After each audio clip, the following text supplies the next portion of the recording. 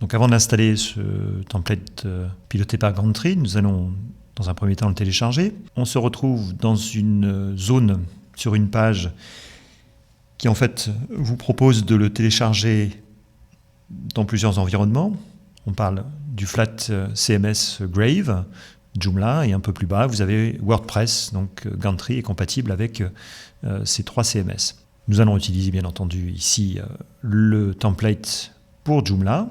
Et il se décompose, cette installation va se décomposer en fait en 2 étapes. Dans un premier temps, nous installerons en fait un composant qui est en fait le moteur lui-même de ce template. Et ensuite, le thème lui-même. Donc vous voyez qu'on est dans les gaz actuellement. Nous sommes sur 2 thèmes qui sont proposés par défaut, hélium et hydrogène. Nous viendrons par exemple installer hélium. Gantry va proposer ensuite, le cas échéant, un Hélium Rocket Launcher. Alors, il aurait pu aussi nous proposer un hydrogène Rocket Launcher. Ce Rocket Launcher, en fait, caractérise le fait que vous ayez un Joomla, la plupart du temps en anglais, qui contienne déjà Gantry et le thème, en l'occurrence ici Hélium, de préinstaller. Voilà, l'avantage d'utiliser ce bouton orange, c'est d'avoir finalement un outil clé en main. Il suffira simplement de passer votre Joomla anglais à un Joomla français. Donc nous allons dans un premier temps juste télécharger le composant et le thème. Donc tout ça je le pose sur le bureau et je vais pouvoir ensuite dans mon administration installer ce template. Gérer, installation.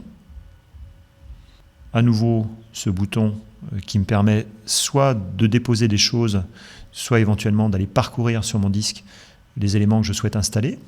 Alors ici chez Gantry, il y a un procédé un petit peu particulier. Il faut d'abord installer le moteur et ensuite le thème. Le moteur étant nécessaire dans un premier temps avant de pouvoir y poser un thème particulier. Donc c'est pour cela qu'en premier, on va plutôt utiliser et installer le PKG et nous viendrons dans un deuxième temps installer le TPL, donc package, et ensuite template.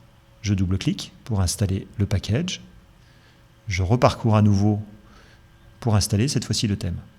Alors le thème est livré soit en version de base, soit le cas échéant va nous proposer d'utiliser en fait des données exemples.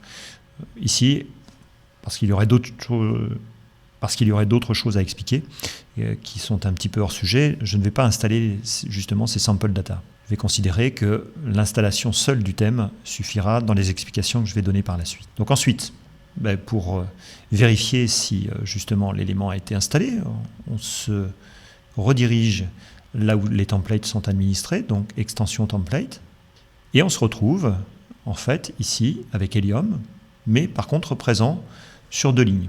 Un petit peu d'ailleurs comme l'était BIS3 ici avec des instances, et nous avions dans une précédente séquence également créé une instance supplémentaire à Protostar. Donc ce que nous allons faire pour notre démonstration, c'est simplement se dire que cette instance Hélium Home Particule, celle-ci, a priori, elle ne nous intéresse pas, on va venir la supprimer. En aucun cas, en faisant cette manip, vous allez supprimer le template, puisqu'il reste en fait cette instance. Alors, pourquoi avoir choisi de garder par défaut et d'avoir supprimé l'autre? C'est simplement que j'ai une petite habitude en fait de ce qu'était l'autre instance, et donc du coup voilà pourquoi j'ai supprimé celui-là. Mais en l'occurrence, si on avait plutôt supprimé par défaut, le résultat aurait quasiment été le même. Alors ensuite, si on regarde un petit peu l'aspect qu'a notre site, je vais revenir à l'administration, je vais plutôt ici charger un aperçu de la home. Voilà actuellement la vue que j'ai de mon site quand je suis sur Protostar, puisqu'en l'occurrence l'étoile orange est en face de Protostar.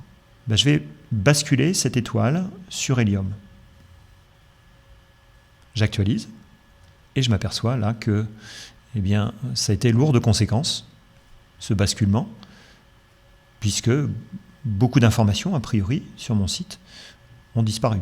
Il reste quasiment que les articles, mais j'avais en fait sur le côté droit un certain nombre d'éléments, comme par exemple un élément de connexion qui a complètement disparu. Une arborescence également qui était présente et qui a disparu. Donc cet exemple est là pour illustrer le fait que D'abord, changer template, ça peut être lourd de conséquences. On en a la preuve ici, puisque les informations ont disparu.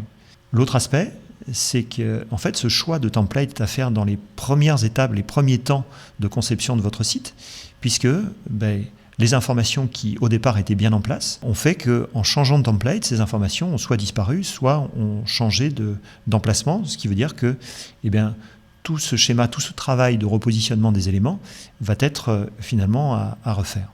Voilà, donc bien peser le pour et le contre de cette installation et surtout choisir le bon moment, c'est-à-dire les tout débuts de la conception de votre site pour justement faire ce choix de template. Alors ce sera un choix esthétique, mais nous verrons également dans un autre temps quel est l'autre critère important, et je pense que c'est le plus important, c'est finalement le nombre de positions et l'aménagement de ces positions dans votre page que ce template va pouvoir vous proposer. Ça, c'est un critère essentiel puisque ces positions, la zone géographique qu'elles occupent sur votre page, vont conditionner l'aspect justement modulaire de l'information que vous allez pouvoir poser sur votre page. Vous savez très certainement qu'il y a des zones privilégiées qui vont être lues en premier lors d'une lecture rapide. C'est ce qu'on appelle globalement la règle des tiers.